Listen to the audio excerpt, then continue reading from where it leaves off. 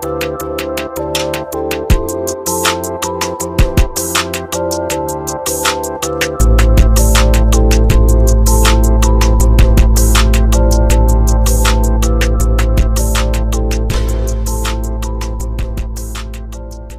বিশ্ববিদ্যালয়ের তরফ থেকে বাংলাদেশে যে নতুন সূচনা হয়েছে, সেই নতুন বাংলাদেশে প্রায় 112 দিন পর ঢাকা বিশ্ববিদ্যালয়ের একাডেমিক কার্যক্রম শুরু হলো আপনাদের সবার সহযোগিতায়। আপনারা জানেন যে গত বেশ কয়েক সপ্তাহ যাবৎ আমাদের প্রশাসন দায়িত্ব নেবার আজকে 23তম দিন চলছে। আমরা সমস্ত অংশীজনদের সাথে কথা বলে মত বিনিময় করে বিশ্ববিদ্যালয়ের একাডেমিক কার্যক্রম চালু করার ব্যাপারে সর্বসম্মতিক্রমে সিদ্ধান্ত নিয়ে আজকে সেই শুভক্ষণ উপস্থিত হয়েছে। আমরা সকল মহলের সহযোগিতা পেয়েছি, তাদের প্রতি গভীরভাবে আমরা কৃতজ্ঞ। ছাত্র, শিক্ষক, অভিভাবক, সাংবাদিক সহ আমাদের অংশীজনদের কথা আমরা কৃতজ্ঞতার সাথে স্মরণ করছি। সামনে বড় মাপের চ্যালেঞ্জ রয়েছে।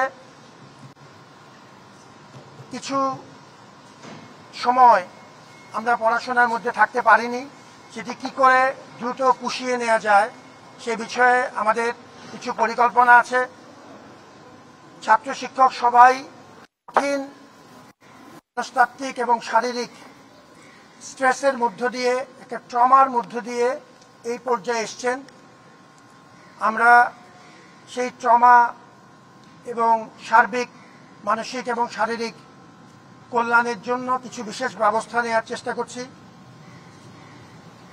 কিছু দ্বন্দ্ব তৈরি হয়েছে বিভিন্ন ক্ষেত্রে, সেটিও নিরসনে আমরা প্রয়োজনীয় পদক্ষেপ নেওয়ার চেষ্টা করছি। এই প্রত্যেকটা বিষয়ই আপনাদের সহযোগিতা দরকার।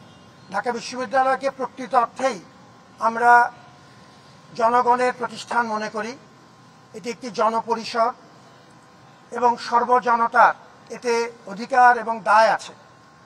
সবাই মিলে এই একাডেমিক কার্যক্রম চালু হওয়ার এই মহেন্দ্রক্ষণে আমরা আশা করছি যে আপনাদের সহযোগিতায় আমরা এই কার্যকরভাবে এই কার্যক্রম চালিয়ে নিয়ে যেতে পারব এবং ঢাকা বিশ্ববিদ্যালয়ের প্রতি সারা জাতির যে প্রত্যাশা তার অন্তত কিছুটা হলেও পূরণ করতে পারব।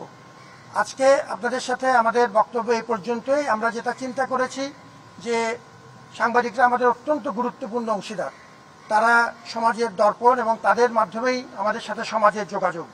যেহেতু আমরা মনে করি ঢাকা বিশ্ববিদ্যালয় একটি সামাজিক প্রতিষ্ঠান, আপনাদের মাধ্যমেই you will act as our conduit, আপনাদের মাধ্যমেই সেই যোগাযোগটা আমরা রাখতে চাই। আমরা নির্দিষ্ট সময়ে যে কোনো রকম আমাদের বড় ইভেন্টগুলোতে আমরা একজন নির্দিষ্ট স্পোক্স পার্সনের মাধ্যমে আপনাদের সাথে নিয়মিত যোগাযোগ রাখব। এটাই আমাদের অঙ্গীকার, আমরা সেটা করে যাব। আপনাদের সবার সহযোগিতার জন্য অনেক ধন্যবাদ।